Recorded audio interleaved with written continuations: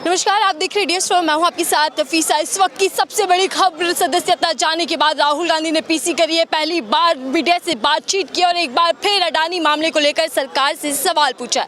अडानी और सरकार का रिश्ता क्या है, लगातार इसी सवाल पर राहुल गांधी अड़े हुए हैं। साथ ही कह रहे हैं कि चाहे जेल के भीतर डाल दीजिए, चाहे अब आप सदस्यता रद्द कीजिए या कुछ और कर दीजिए, लेकिन मैं लोकतंत्र के लिए लड़ाई लड़ता रहूंगा, अपनी आवाज़ को इसी तरीके से बुलंद करता रहूंगा, नहीं डरता।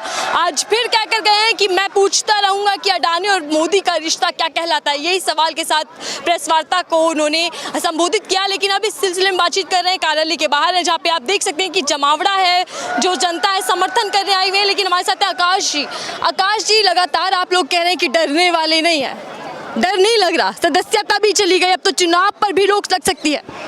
देखिए, सबसे पहले मैं इस कार्रवाई पर मोदी सरकार के एक ही बात कहना चाहूँगा कि जब नाश मनुज पर छाता है, पहले विवेक मर जाता है। तो याद रखिए कि मोदी सरकार का विनाश काले विपरीत बुद्धि, आज विनाश करीब है, इसलिए ये कायरतापूर्ण कार्रवाई की गई है। ये देश देख रहा है कि किस प्रकार से सच के प्रहरी, सच के सिपाही राहुल गांधी जी के साथ ऐसा व्यवहार मोदी सरकार ने किया है। ये देश बर्दाश्त नहीं करेगा।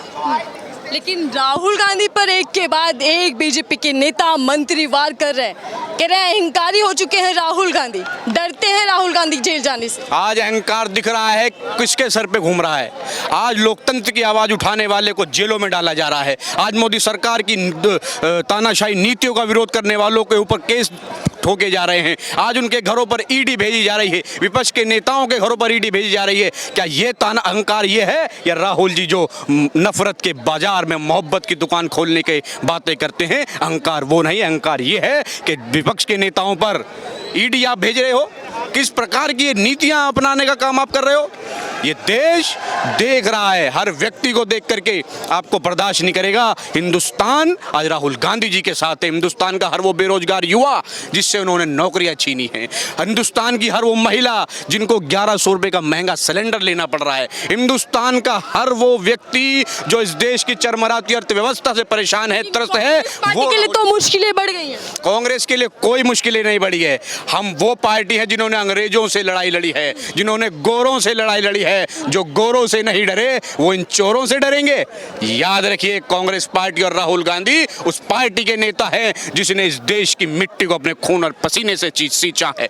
ये राहुल गांधी जी को डरा नहीं सकते। राहुल गांधी जी डरने वाले नहीं, डटने वाले नेता हैं और उनके लाखों सिपाही उनके साथ हैं। राहुल गांधी जी को कभी कमजोर नहीं होने देंगे। लेकिन आकाश जी, अडानी CBI हो, ED हो या फिर अदालत फैसला सुना दे, सबको आप अडानी से जोड़ देते हैं। बिल्कुल, अडानी से नहीं जोड़ा जाएगा, हर चीज को अडानी से जोड़ा जाएगा। ये केवल इनकी डर है। राहुल गांधी जी निरंतर पूछते रहे कि अडानी के ऊपर आप क्यों नहीं बोल के राजी हो। राहुल गांधी जी निरंतर बोल रहे हैं कि संसद के अंदर आप अडानी पर क्यों नहीं बोल के राजी हो। राहुल गांधी जी लगातार बोल रहे हैं कि JPC की मांग आप करो। JPC से क्यों भाग रहे हैं? कारण यही है राहुल गांधी जी पर इतनी त्वरित कार्रवाई करने का कि ये लोग केवल और केवल अडानी के मित्र मोह में नरेंद्र मोदी जी ने राहुल गांधी जी के खिलाफ ये कार्रवाई करी है, और कुछ नहीं है। राहुल गांधी ने बोला क्या है? नीरव मोदी चोर नहीं है क्या? देश देख रहा है कि नीरव मोदी चोर नहीं था क्या? ललित मोदी चोर नहीं था क्या? चोरों का नाम लिया है, और जिस मोदी ने ये कंप्लेंट करी है उस मोदी का नाम नहीं, तो फिर मान की हानि किसकी हुई? ये केवल धींगा धांगी है, ये केवल तानाशाही है। लेकिन तानाशाही तो बीजेपी कह रही है कि आप लोग कर रहे हैं। तानाशाही तो कौन कर रहा है? ये हिंदुस्तान ने, पूरे हिंदुस्तान ने देख लिया है। आज तानाशाही कौन कर रहा है? पूरा देश देख रहा है। आज हिंदुस्तान से इनकी तानाशाही छुपी नहीं है। हिंदुस्तान से इनकी तानाशाही छुपी नहीं है कि आप बेरोजगारी पर बोल करके राजी नहीं हो, आप महंगाई पर बोल करके राजी नहीं हो, आप अडानी पर, JPC के मामले पर बोल करके राजी नहीं हो, और लगातार आप राहुल गांधी को घेरने का काम कर रहे हैं। राहुल गांधी लगातार इनके लिए लड़ते रहेंगे। राहुल गांधी सच के प्रहरी हैं, और सत्य के लिए अगर हम राहुल गांधी जी और उनके सिपाहियों को जान भी देनी पड़ेगी तो देने के लिए। पहली प्रेस वार्ता राहुल गांधी ने इस वक्त की है, क्या समझ रहे हैं उनके भाषण से? वो कह रहे हैं अभी भी नहीं डरूंगा, सवाल करता रहूंगा। अडानी और मोदी का क्या रिश्ता? देखिए, राहुल जी के DNA में वो खून है जो डरने वाला नहीं है, वो डटने वाला है। वो मैदान से भागेंगे नहीं।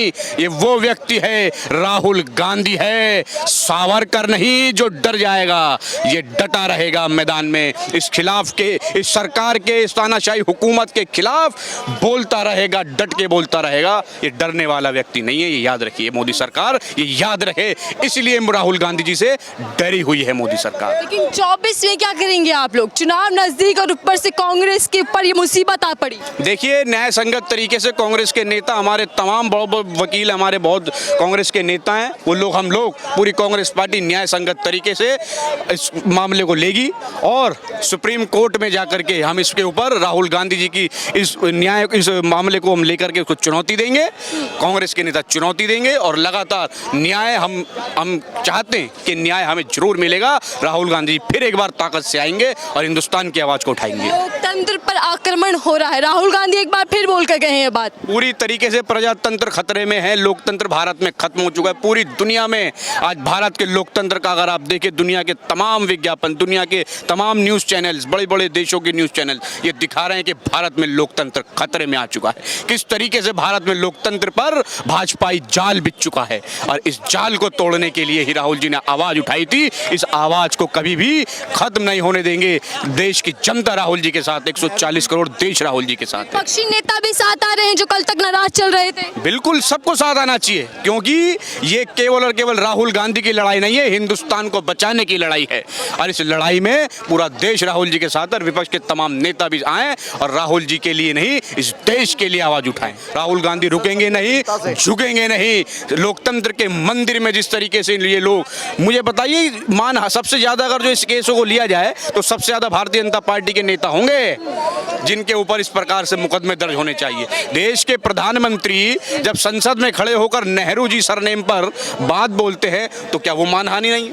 लाखों कश्मीरी पंडितों का अपमान नरेंद्र मोदी जी ने संसद के पटल पर नेहरू सरनेम पर बात उठा करके किया है, उस पर क्या करेंगे? ये भी कह रहे हैं कि प्रधानमंत्री मेरे अगले भाषण से डरे हुए थे। बिल्कुल डरे हुए थे। 7 फरवरी को जो भाषण दिया, उस भाषण में जो फोटो मोदी या अडानी की मित्र मोह वाली एक साथ खाना खाते हुए दिखाई थी, उस फोटो का डर था कि हिंदुस्तान के सामने राहुल गांधी ने ये खुलासा कर दिया है, ये पोल खोल दी है मोदी सरकार की। कारण यही है और कुछ नहीं है, केवल दुर्भावना, राजनीतिक दुर्भावना के तहत ये कार्रवाई की गई है, इसके अलावा और कुछ नहीं। लेकिन राहुल गांधी जी नेता हैं, वो डरेंगे नहीं। मैं फिर एक बार कहूंगा कि डरेंगे नहीं, वो डटे रहेंगे। अगला स्टेप क्या होने वाला है? अगला स्टेप संघर्ष है। कांग्रेस पार्टी लड़ती रहेगी, संसद से सड़क तक, संसद से निकाल देंगे, हम सड़कों पर आ जाएंगे, लेकिन कांग्रेस पार्टी जनहित के मुद्दों को उठाती रहेगी। कह रहे हैं कि गायब होती जा रही है कांग्रेस। ये शाह और शहनशाह की मिली भगत है, याद रखिए, शाह और शहनशाह की मिली भगत है। शाह और शहनशाह ने हिंदुस्तान के लोकतंत्र का केंद्रीकरण कर दिया है। इस केंद्रीकरण के खिलाफ राहुल जी लगातार बोल रहे हैं, उनके सिपाही लगातार बोल रहे हैं और बोलते रहेंगे। चलिए ठीक है, बहुत बहुत धन्यवाद।